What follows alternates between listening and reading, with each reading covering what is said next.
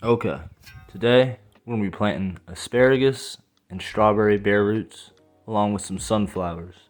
And we're just starting with some grass. So what we got going on here, I'm going to start digging some holes, clearing out my spots for where I want each asparagus and strawberry. I'm going to pack these in pretty closely together. And these work commonly as a companion plant. A lot of people do this in permaculture. This is a great first crop to get started if you're looking to do the permaculture thing. So we got this purple asparagus here. I got 2 varieties of asparagus and 2 varieties of strawberries. That should help with cross-pollination. Okay, so we got our first asparagus crown. This is the purple passion asparagus. Now, we dug out our holes. We're going to do strawberries, asparagus, and we're going to throw a few sunflowers in. But this purple passion asparagus, here's how you plant them. You want to dig a little trench, get it about 6 inches deep, a little less than that's alright.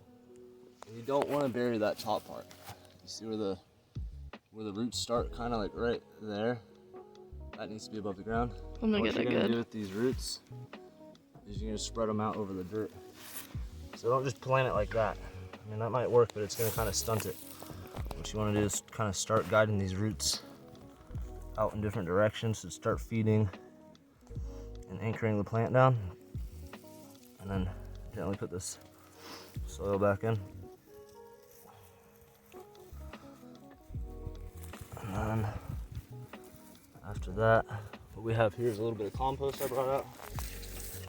This is like some almost finished compost that we made on the property, or our chickens made, I should say. I'm gonna sprinkle just a little bit of this around. So when they do perk up, they'll have some fertility. And this being partially finished will act as like a slow release fertilizer, which is fine with the roots when they're like this.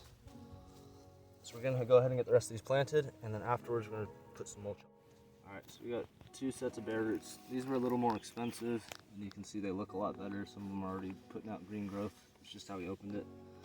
These ones were a little cheaper. We got these from Walmart. And that's what you ended up with. These might work still. We're gonna soak the roots. We soak these roots just for a second.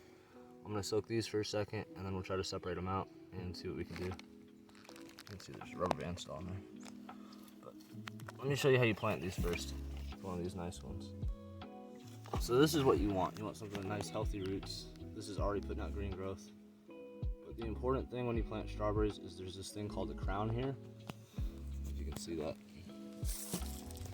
You don't want to bury this part. If you bury that part, you're going to kill the plant. It's going to rot when the ground gets wet.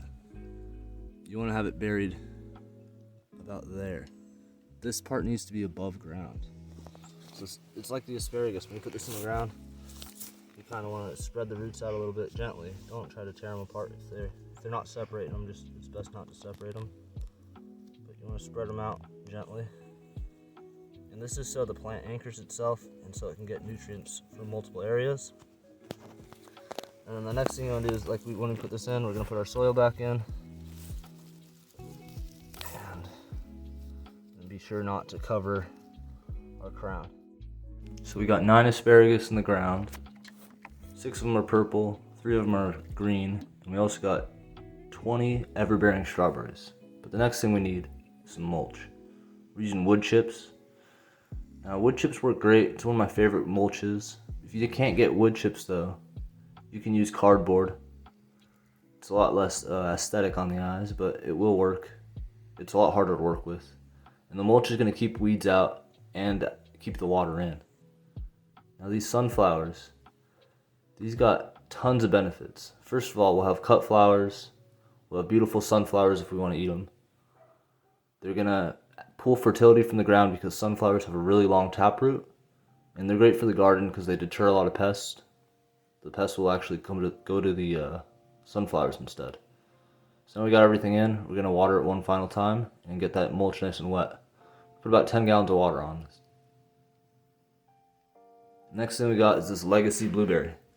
Now I have a few blueberries in the garden already, the emerald variety, and we wanted to try this one with it for cross-pollination.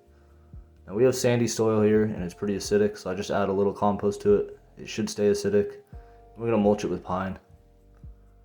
And there you go. We got another blueberry in the ground. All right, and I want to leave you with a few final thoughts on these crops. So the reason you want to start these crops early and first probably is bare root strawberries. You're not gonna be getting many strawberries till about 2 years in. Same thing with asparagus. Your first year, it's just gonna grow like a little bush. You might get 1 or 2 asparaguses that come up from the ground. It's exciting. From what I understand, you should let those grow. And then after that, your next year, you can prune it back a little bit. And your next year, you should see like a heavy crop of asparagus come on. I've grown asparagus before, and it's really fun seeing it come from the ground. Same thing with your strawberries. They take a while, and you want to keep them mulched. You don't want grass growing into your strawberries. That's why I recommend using the mulch. Use whatever you have locally. And if you can get your bare roots from a local nursery, you should do that too.